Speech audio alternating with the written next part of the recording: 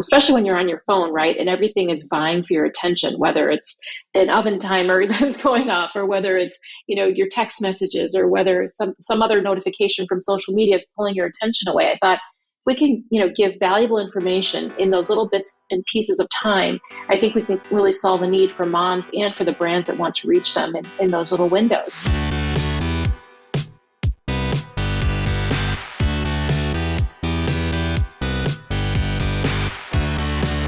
You're listening to The Successful Bookkeeper with your host, Michael Palmer. Listen each week as inspiring guests share their secrets of success to help you increase your confidence, work smarter, and build a business you love.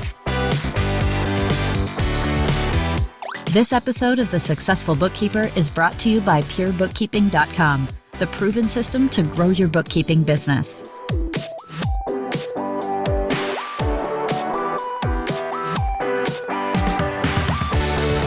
Welcome back to the Successful Bookkeeper Podcast. I am your host, Michael Palmer, and today's show is going to be a fantastic one. Our guest is the founder and CEO of 30seconds.com and iParenting, a best-of-web digital media company that was acquired by the Walt Disney Company. She's also the author of Become the Fire, Transform Life's Chaos into Business and Personal Success. Elisa Schmitz, welcome to the show. Oh, thank you so much for having me, Michael. It's great to be here. It's great to have you. And what a story, building a company and selling it to everyone's favorite company, the Walt Disney Company. Yes, it was quite a journey. And I talk a little bit about that in the book, actually. It was a full circle moment for me, just, obviously having grown up with Disney and that brand meaning so much to me, and then actually selling a company to Disney and then working there. I actually worked for Disney. It was just a dream come true. Wow. Well, let's hear a little bit of your career journey that led you up to that point and then beyond, so we get to know you a little bit.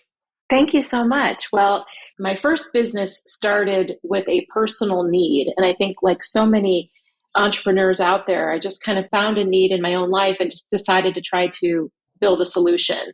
And so I was expecting my first child and had just recently graduated from Northwestern's journalism school and was, working as a journalist, and was looking for information for pregnancy and not finding what I was looking for at the time. There really wasn't a magazine out there. And so I decided to create one myself. And that magazine led to, putting it online, and the whole online experience. This was kind of during the dot-com boom. We just were able to grow a pregnancy website into one of the leading parenting websites in the world. Wow. And it was just a remarkable time to be in that space, to be in digital publishing, and then, getting so much great feedback, not only from consumers, but from the business marketplace, and then being able to sell the company to Disney. It was just a really unique and special experience. And then I did mention that I worked for Disney for a couple of years as a director and executive editor of the Disney Interactive Media Group, working on the family division, which was an incredible experience to go from being a sort of a fast-moving entrepreneur to, working for one of the biggest media companies in the world. You kind of arrive there and it's like, put on the brakes, because everything has to go through, all the different departments, legal and branding and marketing and, all of these different sign-offs that you need before you can really do anything. So it was just a fascinating transition, and I had a lot to learn. And so going through the Disney experience during that time, I started to notice the rise of mobile, and that mobile was really taking over our lives, quite frankly, and especially media. And I thought to myself, this is kind of the next new, sort of platform that I need to be paying attention to as a journalist, as an entrepreneur. And I knew that I was going to sort of, dive into that next, kind of frontier, if you will. And that's what I did with 30 Seconds. So I can keep kind of explaining. Yeah, tell us a little bit about 30 Seconds, because Okay. I love the name. I mean, it's like, 30 seconds, and it's spelled, the website is 30seconds.com. But tell us about that business. Thank you. Well, yes. So I started to notice the proliferation of mobile phones, and kind of, I was on a company issued BlackBerry, but then I, moved quickly to a smartphone when, the iPhone debuted, and I just was completely fascinated by it. And, as a mom of three kids, and seeing, how other moms and just everyone, but, my niche was moms at the time. And I saw, whether they were at the school pickup line or in the grocery store, moms were using their mobile phones like their personal assistants, consulting it for recipes or coupons or, appointments, whatever you can think of. And so I decided to create a platform where brands could reach moms easily in those little pockets of time that they had in between picking up a kid at school or running to the doctor or making dinner or whatever. And I wanted to, provide valuable content for moms that they could sort of read or view on video in the same amount of time it took them to watch an ad on TV.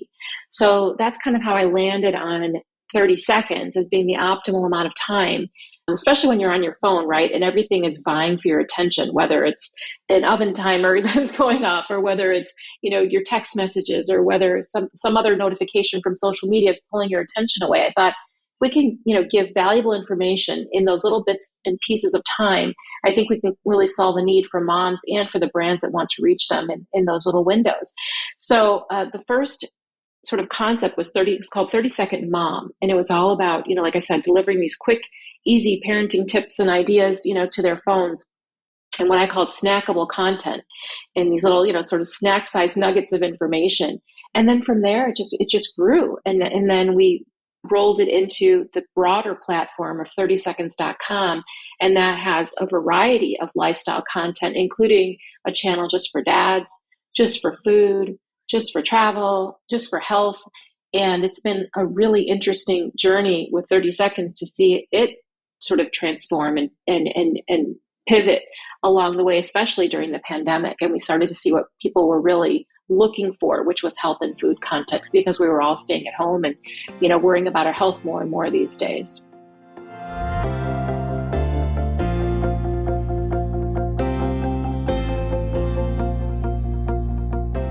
Wow. Very, very interesting. And such I'm sure it probably seems like a lifetime of learning through the different eras that your businesses have grown through. And then now the pandemic and everything that's going on in the world. When you think of the last journey through iParenting and 30 Seconds, what are the big obstacles that stand out in your mind that you faced personally? Oh my goodness. Well, I think so many entrepreneurs can relate to the roller coaster that is, being a business owner, and all of the obstacles that you face, whether it's, something as simple in my field as, trying to get the right domain name, or locking down the intellectual property that you need in order to create your brand. It's, getting clients. It's, achieving, revenue milestones. It's dealing with building a team and getting the right employees, and sometimes losing the wrong employees that can really affect your business in a negative way. And then more recently with the pandemic, holy smokes, right? We've all just really been through it. And it's been about learning to respond to the constant change and what I call chaos and fire. And that's how, I'll get to my book next. That's kind of how this came about, is really realizing that there will always be chaos. There will always be change. You will always be dealing with fires in your life. And it's really about how you respond to the chaos and the fires that will make the difference between your success and your failure. And I talk a lot about what failure means in the book, and, redefining failure and all of these things. But that's really, a nice little kind of segue, I guess, to what I'm working on next, which is this whole concept of, helping business owners and entrepreneurs to really just kind of grab hold of this notion of change and chaos, and using it to your advantage almost, instead of, saying that this is just too hard or I can't do it. It's about really learning to focus on what you can do and being resilient throughout all of these challenges. I love it. And I love the title and what you said about the chaos and what business owners face. I'm Mm-hmm. sure our listener right now is thinking, yes, I feel like I am the fire, but or they feel like maybe they're being burnt up by the Right. chaos.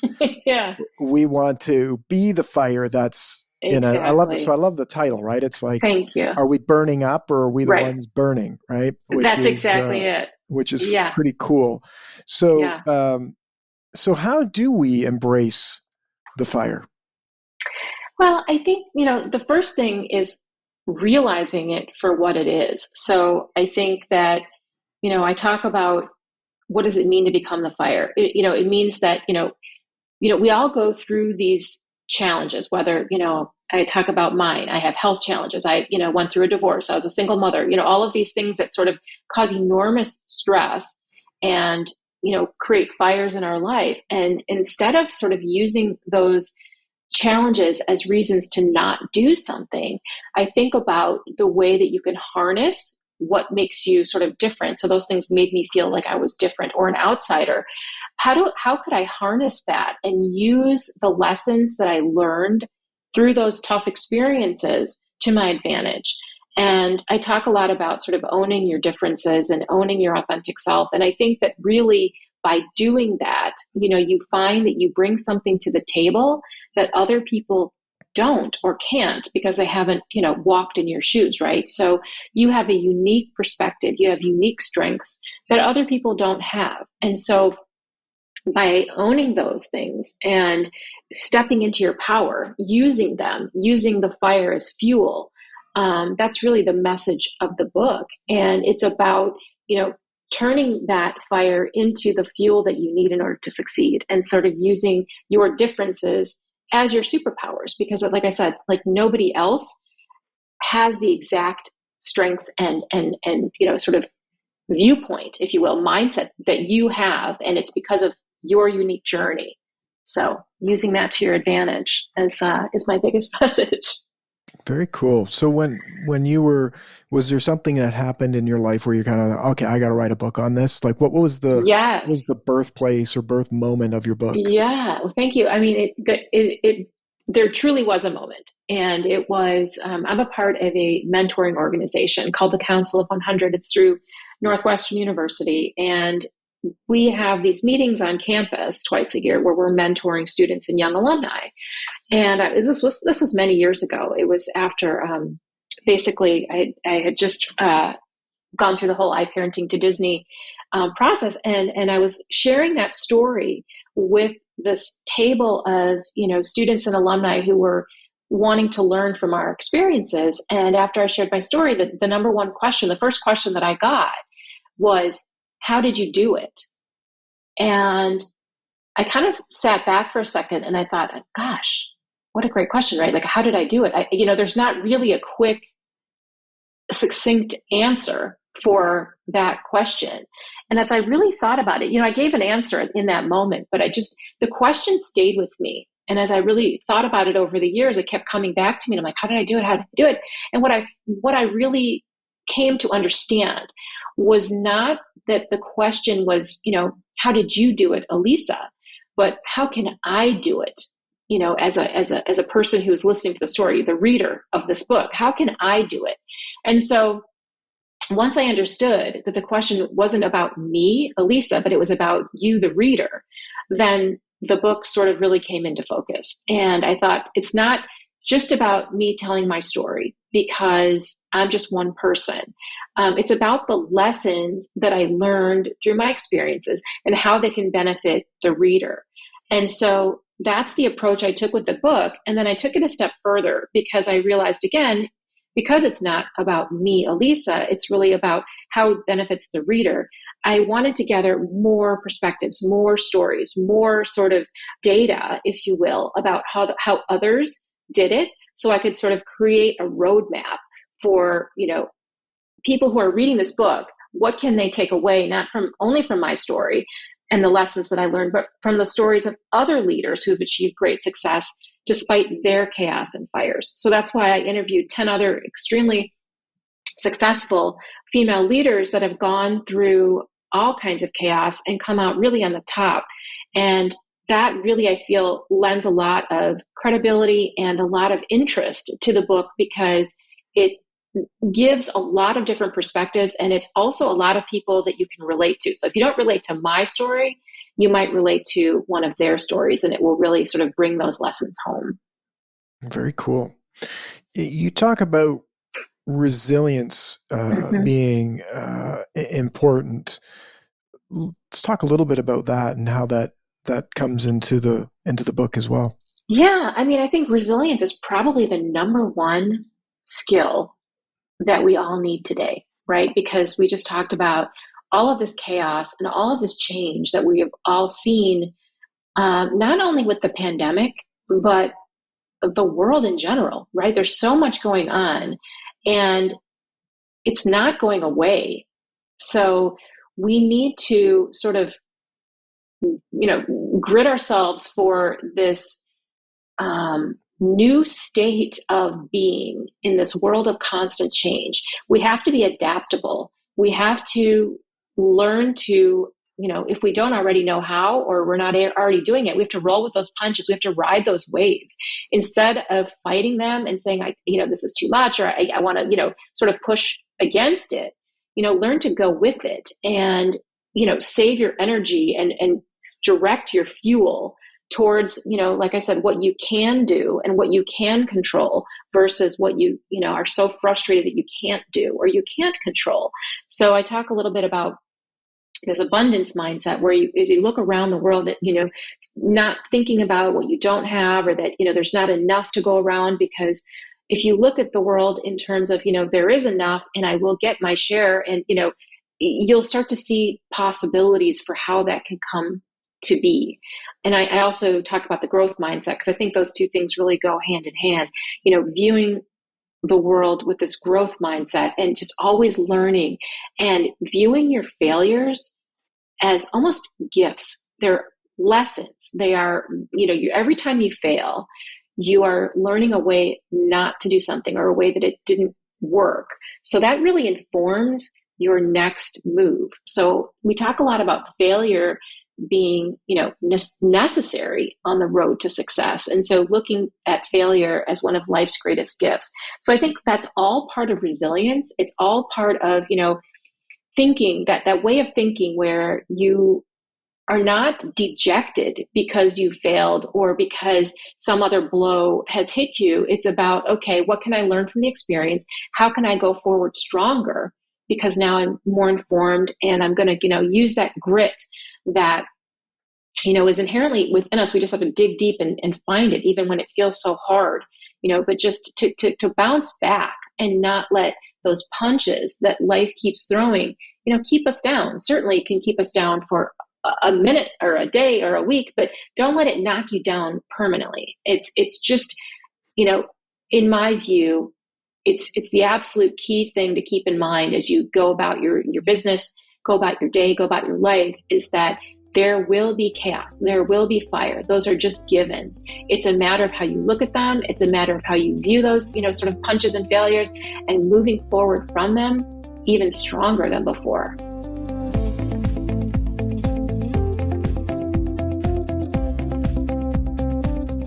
So interesting, and so many great nuggets in that you've mentioned. The one that stands out for me is this abundance mindset. Mm-hmm.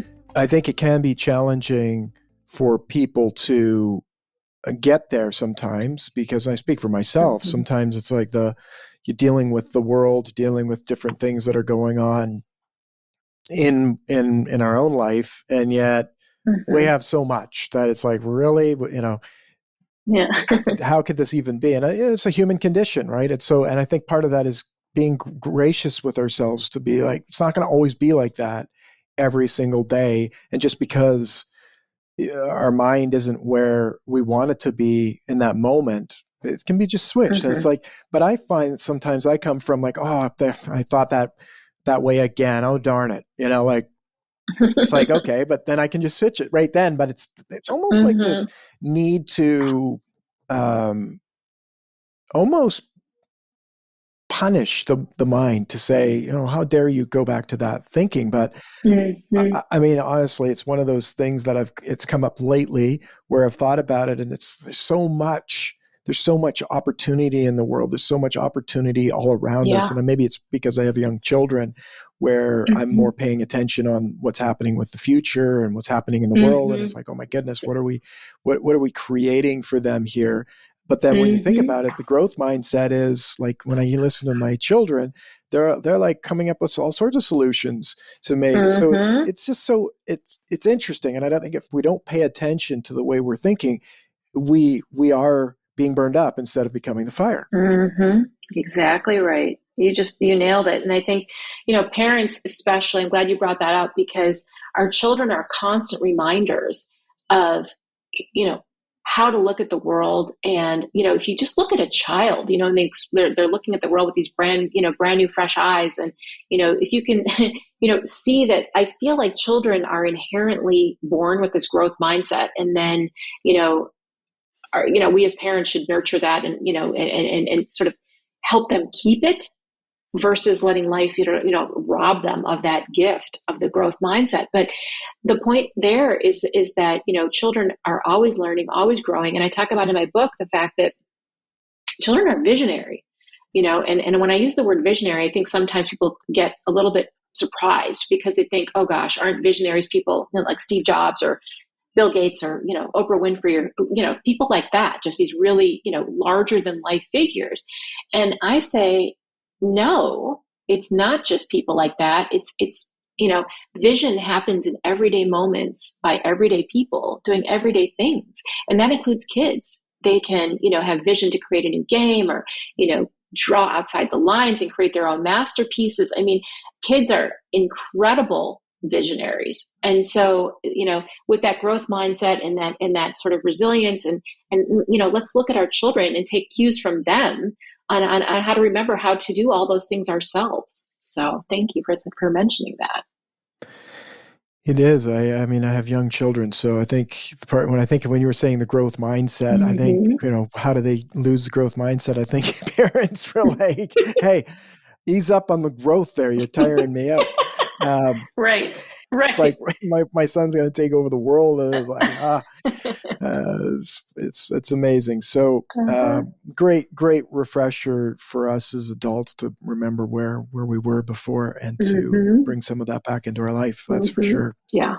So resilience, we talked a little bit about, why it's important. Any other tips or thoughts that people can have to nurture it for themselves? And that's both on embracing the fire and resiliency, but like some things that when someone wakes up, like those students that you talked about, right? They're like, how did you do it? Like, they want to know, I want to be like you. How do I become like you? Any tips or mindset strategies that you employ or recommend people employ?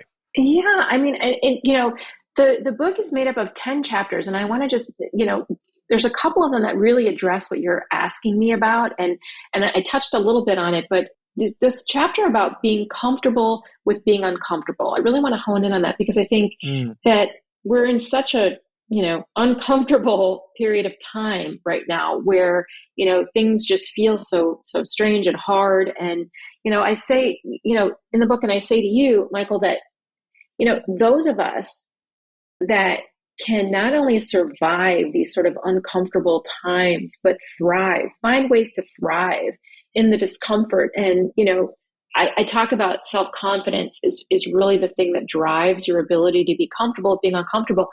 That's what is going to set you apart from other people who just can't. And they're just like, it's just too uncomfortable. It's too awkward. It's too hard, whatever. And, and they will walk away, and that will shift the power dynamic in your favor. So, working on self-confidence and sort of owning your differences. I talk about, being a tiger among lions. Sometimes that's how I felt, like, with these kind of awkward stripes that were my differences. And I felt like, I was standing out and I would have preferred to blend in. And that all sort of felt really uncomfortable. But when you become self-confident and you own those differences or you own those stripes, you can feel, very brave or courageous in that you can walk into really most any situation and feel like you can, own the room or own the street, or that, see opportunities. That's all about this concept of being comfortable with being uncomfortable. I also have a chapter about being courageous, and that is about being able to weigh risk versus reward, and deciding in your mind that what you want to achieve is more important to you than the fear you feel of not achieving it. So basically, if you want to go for something, but you're like, oh gosh, I'm afraid I'll fail, or I'm afraid of X, Y, or Z, and so I'm not going to do it, then you're probably not motivated enough to go for it. You're not motivated enough by the reward. So that's kind of another thing that I talk about, is this ability to analyze, risk versus reward, and weighing pros and cons, and really being able to overcome fear. And fear is important. Don't get me wrong. Like, trust fear and use fear as a guide, but don't let it stop you. So, that's one of the things that I talk about too, is I feel like fear is an important concept that people don't really understand fully. It's something that, like the word fearless, right? People are like, well, I'm not fearless. I mean, I don't really know anyone who has no fear. But the way I explain fearlessness is that fearless people are really just experts at weighing risk versus reward, and just deciding that what they want is more important than the fear they feel.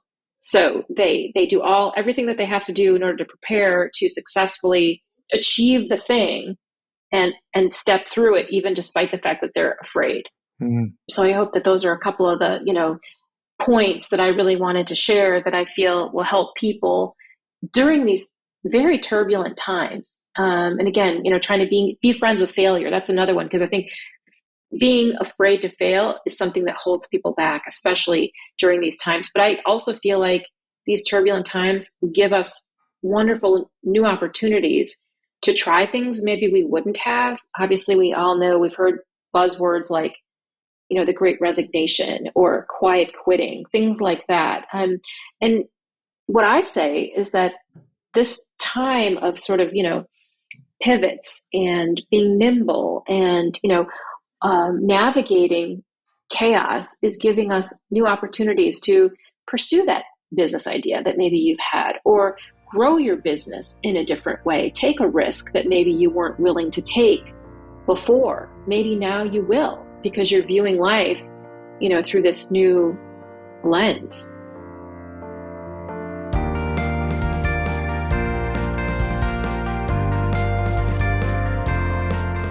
I totally agree. I mean, when you're talking about facing the fear or embracing fear, I think of the big ones that I hear all the time. It's like somebody in our industry, and our listener right now is not going to be surprised when I say one of the big ones is pricing. Mm-hmm.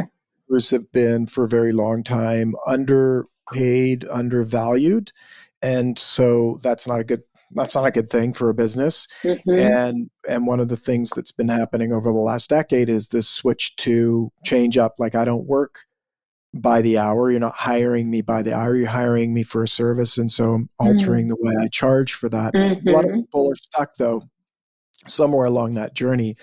And it calls forth a lot. Like, okay, I got to change the way I price. I got to change the way that I've done things before. And there's always something else going on because they're running their business. There's, as we know, there's always something else to work on. Yeah. So it's often something that can continue on and on and on. And it can be very fearful. There's a lot there. It's money. It's like, right. Self-worth wrapped up into it, because these are small businesses. And so it's like you're selling yourself in the beginning, perhaps. Right. So, when I listen to you, it's like, yeah, like, hurry up and mess this up so you can get on to getting it right. Right. But if you don't mess it up a bit, it's never going to get right. Exactly. I like that. I hope that's inspirational for our listener, right, to hear this, because it's a big one. It's a big one, and it's like, if they get that solved sooner than later, it makes the business stronger, and so then you can deal with things so much better. Yes. When that's figured 100%. Out. But there's a few real big ones, and that's one of them in this industry. Well, I'm glad you shared that. I mean, I think that that's true. In bookkeeping. I think it's true for many, many small business owners who are trying to figure out pricing and what is their worth and getting paid for their worth and their value. I also talk about side hustles in the book, and how that's a great way to start something if you're not sure, or to test something. So that's one of my sort of tips for in this, might apply in this business as well, in bookkeeping, because you can test out concepts on the side, or test new ways of doing things on the side without abandoning your core business. I hope that makes sense. But I'm a big fan of it side does. hustles. I mean, that would be, yeah, like you could it's like a side hustle pricing project, right? It's like just try it with one customer. Maybe one existing or one new. Like, the less risky would be trying it with one new customer, and then try it with an existing. So I love that too. And I mean, this industry is filled with side hustle, because that's, it's a lot of that's the way these businesses often grow. It's like, I'm working for somebody else doing this work, and I'm going to start doing it myself on the side. And then it evolves, and they see that, wow, I can work in this industry and run a business. Right. And it's just, it really comes back to, I saw this post in our group recently where someone's like, I don't want to be a bookkeeper. I'm so mad that I became a bookkeeper, and I don't get paid enough. And there's all these people, they work for the government and they got this pension, and I just thought, wow, you know what? I know so many bookkeepers that are crushing it, have lots of free time, make great money, have great business. They love what they do. And it's like, what's the difference between that person and the person that's successful? It's certainly, they're not, they haven't been turned into a cyborg and have all sorts of special electronic parts inside. They've just gotten busy messing it up so they can get it right. And that's, but again, people are on their own journey. They got to figure it out. But this industry, and listener, if this is for you, there are more business owners that desperately need your help than there are people to help them. So the opportunity's there, and it's just like you have said, it's like when people don't think about or look at the opportunity, or in fear, they can't see the bigger opportunity. Yes, that's exactly right. If you start to look around with this kind of new lens, this mindset of there's opportunity all around you. Think about, what do you need in your life? What do your customers need in their lives? What do your friends and family need? How can you add value? That's kind of how I look at the world, is how can I add value? How can I make a difference in the lives of, people that I touch in some way? And that's very often how I come up with my best ideas, So I hope that helps. It does. Well, this has been absolutely fantastic. Your book, Become the Fire, Transform Life's Chaos into Business and Personal Success, sounds like a winner. And where can people get it? Thank you. Well, it's available on kind of everywhere books are sold, I think. Amazon, very easy, obviously. Barnes & Noble, Target, IndieBound. I love, supporting the independent bookstores. Basically, hopefully wherever books are sold, online and in bookstores. Beautiful. Well, we'll have a link to where they can get the book. And if people want to learn more about you, obviously, they're going to find your content now at 30 seconds. That's 30seconds.com. And becomethefire.com. Yeah, sorry. and becomethefire.com. Yeah, okay, I forgot to mention that. That's probably the best place to go, is becomethefire.com. And that's where all the information about the book is. And 30seconds.com is the lifestyle site. And then I, of course, have my author website as well, which is elisaschmitz.com. So. Beautiful. Well, this has been fantastic. Elisa, thank you for your generosity and coming on the show and sharing your wisdom. Yes, thank you. Well, it's been our pleasure. We're really grateful to have you sharing it. And I know many will pick up your book and start becoming the fire. Thank you so much, Michael. I appreciate it very much.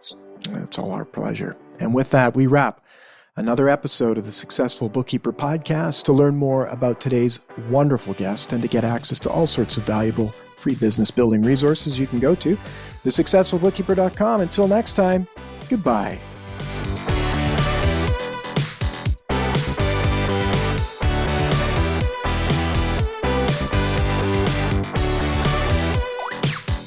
You've been listening to The Successful Bookkeeper with Michael Palmer. For more information and to download the resources mentioned in this episode, please visit us at thesuccessfulbookkeeper.com. Thank you for listening.